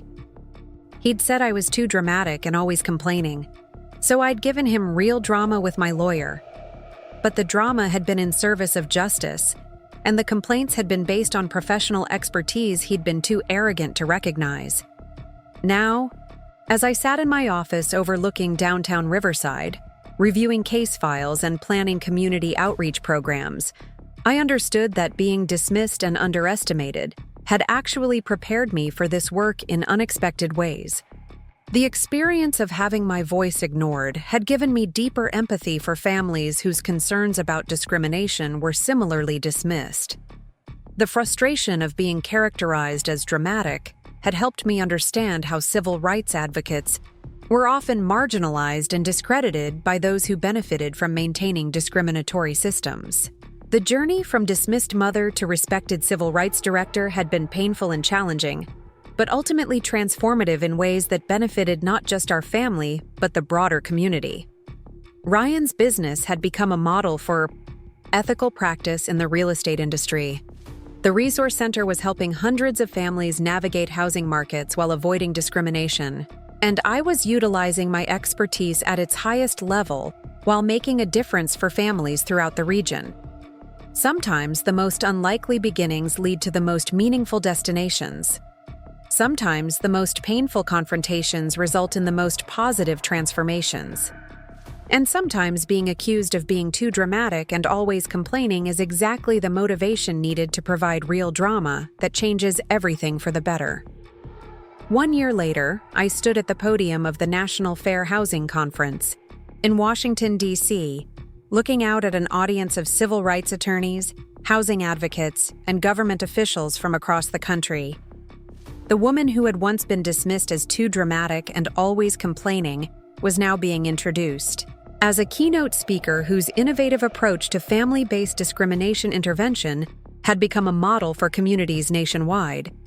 Ladies and gentlemen, please welcome Linda Martinez, Executive Director of the Riverside Regional Civil Rights Center and pioneer of the Family Accountability Method for addressing systemic housing discrimination. The applause was warm and sustained, but what moved me most was seeing Ryan in the third row, his face glowing with pride as he watched his mother receive recognition that had taken decades to achieve. Beside him sat Ashley, Emma, and Jake, my family present to witness a moment that validated not just my professional expertise, but the painful journey we'd all traveled to reach this point of mutual respect and understanding. My presentation focused on the unconventional approach we'd developed for addressing discrimination when the perpetrator was a family member whose behavior threatened both their own future and the civil rights of vulnerable communities. The strategy required balancing family loyalty with legal obligation, personal love with professional duty, and the desire to protect with the necessity to confront. Traditional civil rights enforcement relies on external intervention through government agencies and court systems, I explained to the attentive audience. But when discrimination occurs within family business structures, internal intervention can sometimes achieve more comprehensive and sustainable change than external prosecution alone. The case study I presented was our own story, carefully anonymized but detailed enough to illustrate the methodology. A successful real estate professional engaging in systematic housing discrimination. A family member with relevant legal expertise whose concerns were dismissed as personal overreaction. The strategic decision to document federal violations while offering voluntary compliance as an alternative to prosecution. The key insight was recognizing that dismissive attitudes toward family members often reflect the same privilege and bias that enable discriminatory business practices, I continued. Someone who refuses to acknowledge their mother's professional expertise may also refuse to acknowledge their legal obligations to minority clients. Addressing one form of dismissal can catalyze recognition of others. During the question and answer session, a housing attorney from Chicago asked about the emotional challenges of threatening family members with legal action. Her question touched on the aspect of our story that had been most difficult to navigate and remained complex even after successful resolution. The emotional cost was significant, I admitted. Threatening someone you love with federal prosecution challenges fundamental assumptions about family loyalty and unconditional support. But enabling continued harm through silence ultimately serves no one, including the person whose behavior needs to change. A fair housing investigator from Texas asked about replication potential for the family accountability method. Could the approach work in other contexts where family members were positioned to address discrimination that government agencies might struggle to detect or prosecute effectively? We've seen successful adaptations in employment discrimination cases, educational access issues, and public accommodation violations, I replied. The method works best when the family member has relevant professional expertise and the discriminator has enough respect for family relationships to engage with intervention attempts, even if they initially resist the specific concerns being raised. The presentation concluded with data showing the long-term effectiveness of our approach. Ryan's agency had maintained comprehensive fair housing compliance for over a year, with regular monitoring confirming equal treatment across all client demographics. Settlement payments to previously discriminated families had totaled nearly $200,000, providing meaningful compensation while avoiding the costs and delays of federal litigation. Most significantly, the Resource Center model had been replicated in 15 communities, helping hundreds of families access equal housing opportunities while preventing discrimination through proactive education and advocacy. After the formal presentation, I was approached by advocates from across the country who wanted to discuss implementation strategies for their own communities. A civil rights attorney from Oregon described a situation where her brother's construction company was systematically excluding minority subcontractors. A fair housing specialist from Florida mentioned her uncle's property management business that appeared to be steering minority tenants away from certain communities. The challenge is always the same, explained Dr. Patricia Williams, a civil rights researcher from Howard University. Family members see problematic behavior but struggle with how to address it without destroying relationships. Your approach provides a framework for intervention that honors both family bonds and civil rights obligations. The recognition was gratifying, but what meant more to me was the evidence that our painful family crisis had generated solutions that were helping other families navigate similar challenges. The expertise I'd been forced to demonstrate through confrontation with my own son was now being shared with advocates who might avoid some of the emotional trauma we'd experienced. That evening, Ryan hosted a dinner at a restaurant near the conference hotel, inviting the extended family along with several colleagues from Martinez and Associates who had traveled to Washington for the presentation.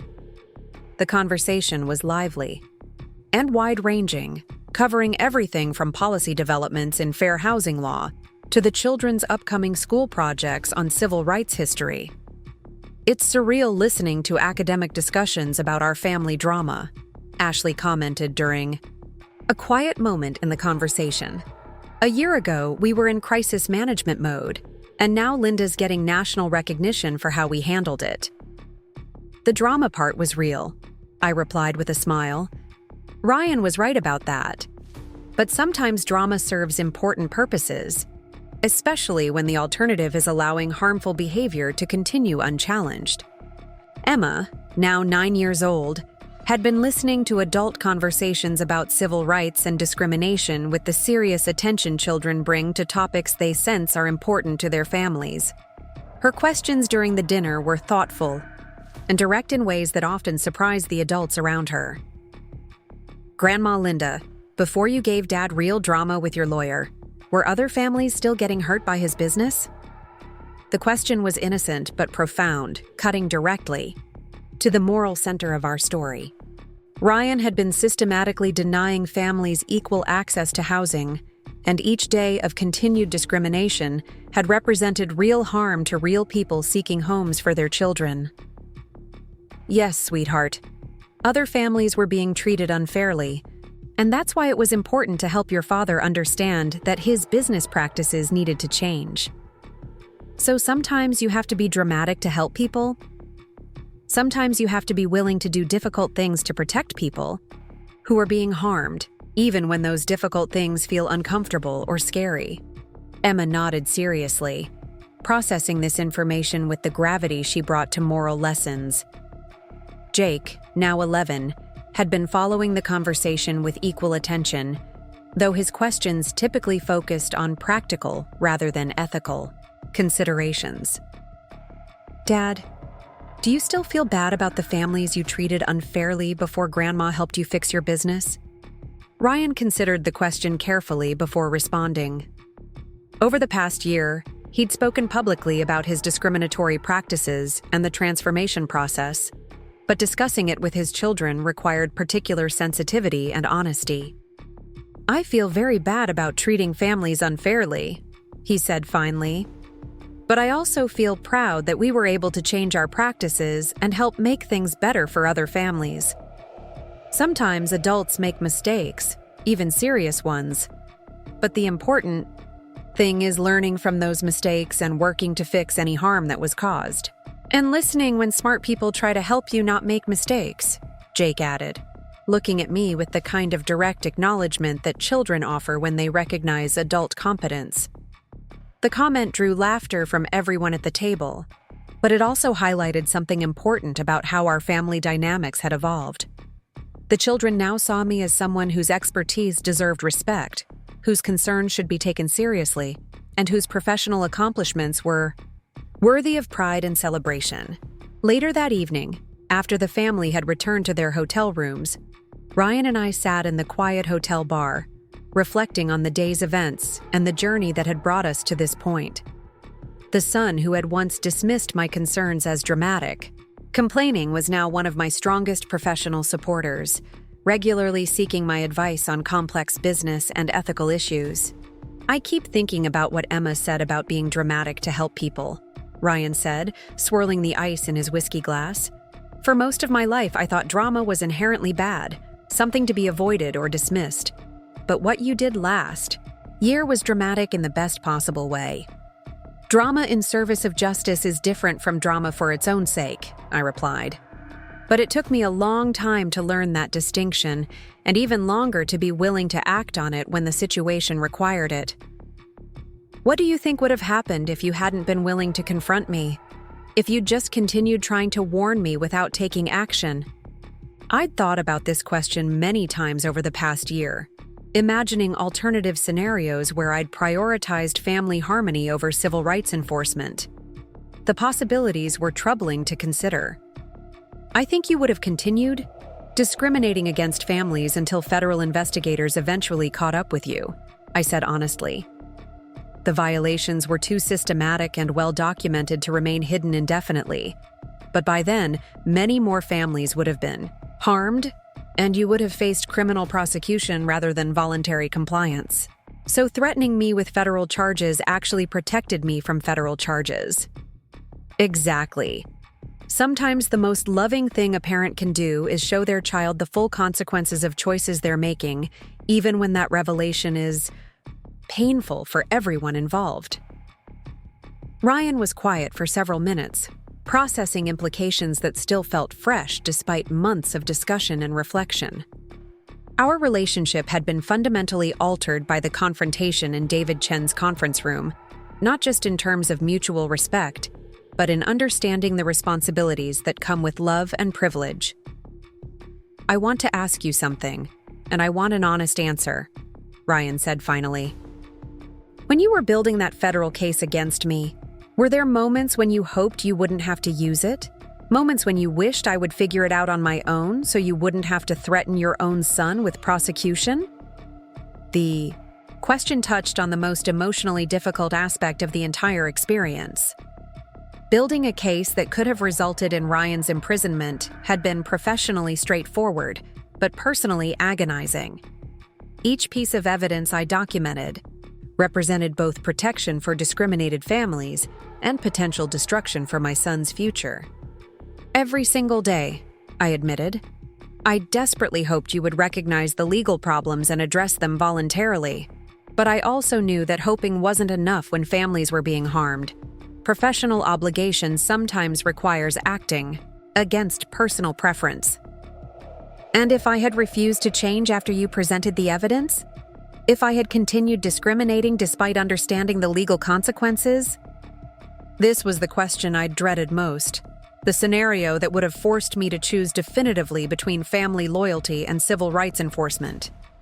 Even now, a year later, I wasn't entirely certain what I would have done if Ryan had remained defiant after our conference room confrontation. I would have filed the federal complaints, I said after careful consideration. It would have been the most painful decision of my life, but I couldn't have continued enabling discrimination against vulnerable families. Sometimes love requires protecting people from the consequences of their own choices, but it never requires enabling harm to others. Ryan nodded, understanding the gravity of what I was saying. The mother who had been dismissed as too dramatic and always complaining had been prepared to sacrifice her relationship with her son rather than allow continued civil rights violations. The realization seemed to deepen his appreciation for both the seriousness of his former behavior and the courage required for my intervention. I'm grateful every day that it didn't come to that, he said quietly. But I'm also grateful that you were prepared to follow through if necessary.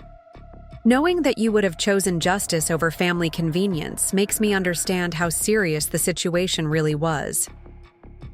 The conversation continued for another hour, covering topics that had become familiar over months of processing our shared experience. The intersection of family relationships and professional obligations, the challenge of recognizing privilege and bias in people we love, the responsibility that comes with having expertise that could prevent harm to others. But what struck me most was how our roles had evolved. The son who had once lectured me about business realities I supposedly didn't understand now sought my guidance on complex ethical issues. The mother, who had been characterized as a dramatic complainer, was now recognized as someone whose concerns deserved serious attention and professional respect. 6 months later, I received a call that would mark another significant milestone in our ongoing transformation. The Department of Justice was launching a national initiative to address housing discrimination through community-based prevention programs, and they wanted the Riverside Regional Civil Rights Center to serve as one of 5 pilot sites for the new approach. The family accountability method you've developed represents exactly the kind of innovative thinking we need, explained Attorney General Patricia Rodriguez during our initial consultation call. Traditional enforcement focuses on punishment after discrimination occurs. Your approach focuses on prevention through education and voluntary compliance, which ultimately protects more families while reducing the burden on federal enforcement resources. The pilot program would provide federal funding for expanding our services while allowing us to test new strategies for identifying and addressing discrimination before it reached the level of formal complaints. Community education programs would help potential victims recognize discriminatory practices. Business outreach initiatives would provide proactive compliance assistance to industries with high discrimination rates. Family intervention services would offer resources for relatives who identified problematic behavior in family-owned businesses. We're particularly interested in scaling the family intervention model, continued Assistant Attorney General Michael Chen, David's nephew who had followed his uncle into civil rights law. Data shows that many discrimination cases involve family businesses where relatives could potentially influence behavior change if they had appropriate resources and support. The recognition was professionally gratifying, but what excited me most was the opportunity to help other families navigate challenges similar to what Ryan and I had experienced. The emotional trauma of confronting discriminatory behavior in someone you love was significant, but the alternative of enabling continued harm to vulnerable communities was worse. Providing resources and support for family members facing these difficult choices could prevent discrimination while preserving relationships that traditional enforcement often destroyed. The expansion required hiring additional staff, developing new program materials, and establishing partnerships with community organizations across a multi-state region. My role evolved from local advocacy to national program development, utilizing skills and expertise that had been dormant for years. While I was dismissed as someone whose concerns could be safely ignored, Ryan's business had become a showcase for the kind of transformation that was possible when discriminatory practices were addressed through education and voluntary compliance rather than punitive prosecution. Martinez and Associates now served as a training site for other real estate professionals learning fair housing compliance, and Ryan regularly spoke at industry conferences about the business benefits of ethical practices. Eliminating discrimination didn't hurt our business, he would tell audiences of real estate professionals. It actually improved our reputation and expanded our client base. Families who had previously avoided our agency because of our discriminatory reputation became loyal customers once we demonstrated genuine commitment to equal treatment. The children had grown into articulate advocates for the values our family transformation had demonstrated. Emma, now 10, had written a school report about civil rights that focused on the importance of listening to people whose expertise you might not initially recognize. Jake, at 12, had chosen housing discrimination as the topic for his social studies project, interviewing families who had been helped by the Resource Center. My grandma says that sometimes the people closest to you need to hear hard truths the most, Emma had written in her report. Adults can make big mistakes even when they're trying to be successful, and sometimes other adults have to be brave enough to tell them about their mistakes. Ashley had become involved in the Resource Center's community education programs, using her marketing background to develop materials that helped families recognize discriminatory practices while connecting them with appropriate resources. Her perspective as someone who had initially been defensive about accusations against her husband's business proved valuable for reaching other family members who might be struggling with similar revelations. It's natural to want to defend people. We love when they're accused of harmful behavior, she would tell groups of family members attending our education sessions. But defense becomes enabling when it prevents necessary change. Real support sometimes means helping people you love understand the full consequences of choices they're making. The work had become deeply fulfilling in ways I hadn't anticipated. When I first threatened my son with federal prosecution, the expertise that had been dismissed as dramatic overreaction was now being utilized to help families across the country address discrimination while preserving relationships that traditional enforcement often destroyed. But perhaps the most meaningful recognition came from the families who had directly benefited from Ryan's transformation and our broader advocacy efforts. Maria Gutierrez had been accepted to law school and planned to specialize in fair housing advocacy. The Williams family had purchased a home in the neighborhood they'd originally been steered away from, and their daughter was thriving in the excellent school district they'd been denied access to.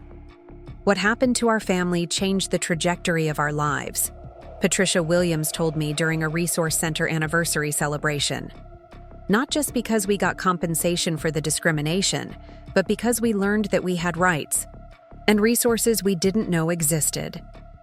That knowledge made us stronger advocates for ourselves and our community. 2 years after our initial confrontation, I received the most unexpected recognition of all. The National Association for the Advancement of Colored People announced that I would receive their annual award for innovative civil rights advocacy, specifically recognizing the family accountability method as a breakthrough approach to addressing discrimination in family business structures. The award ceremony was held in Los Angeles, with civil rights leaders from across the country gathering to recognize various forms of advocacy and community service. Ryan and Ashley flew out for the event, bringing Emma and Jake to witness their grandmother receive recognition from one of the nation's most respected civil rights organizations. This award recognizes someone who understood that civil rights enforcement sometimes requires difficult personal choices, said NOAACP President Marcus Johnson during the presentation. Linda Martinez was willing to risk her relationship with her son rather than enable continued discrimination against vulnerable families. Her courage created not just individual transformation, but a model for community-based advocacy that is changing how we address systemic discrimination. Standing at the podium, holding an award that represented recognition for expertise that had been dismissed for years, I thought about the journey that had brought us to this moment. The woman who had been characterized as too dramatic and always complaining had indeed provided real drama, but drama in service of justice rather than personal vindication. This award belongs not just to me, but to every family member who has found the courage to address harmful behavior in someone they love, I said during my acceptance speech. Civil rights progress sometimes requires uncomfortable conversations and difficult choices, but the alternative is enabling continued harm to communities that deserve equal treatment and opportunity. The standing ovation that followed included not just the audience of civil rights advocates, but my family, whose presence represented the successful navigation of one of the most challenging periods in our relationship. The son who had dismissed my concerns now stood proudly as his mother received national recognition for the expertise he had once refused to acknowledge. After the ceremony, as we gathered for dinner with other award recipients and their families, Emma asked a question that captured something essential about our shared journey. "Grandma Linda, are you glad Dad called you too dramatic and always complaining?" The question drew laughter from the adults at our table, but it also highlighted the ironic perfection of Ryan's original accusation. He had indeed been right about the dramatic part, though he hadn't understood that drama could serve justice rather than undermine it. "I'm glad your father learned to recognize when my concerns deserve serious attention," I replied carefully. "And I'm glad we figured out how to work together to help families who were being treated unfairly." "But if he hadn't said those things, would you have become famous for civil rights?" The question was innocent but profound, touching on the unexpected ways that painful experiences can become catalysts for positive change. If Ryan had immediately listened to my concerns and voluntarily changed his discriminatory practices, I never would have needed to build a federal case, threaten prosecution, or develop the family accountability method that had become a national model. "Sometimes the most difficult experiences teach us the most important lessons," I said finally. "Your father and I both learned things about ourselves and each other that we might never have discovered if everything had been easy." Looking around the table at my family, all of whom had been transformed by our shared crisis in different ways, I realized that Emma's question had captured something essential about the relationship between personal struggle and meaningful contribution. The pain of being dismissed and underestimated had ultimately prepared me for work that was helping families across the country address similar challenges. The woman who had been accused of being too dramatic and always complaining had indeed given her son real drama with her lawyer, but the drama had served justice.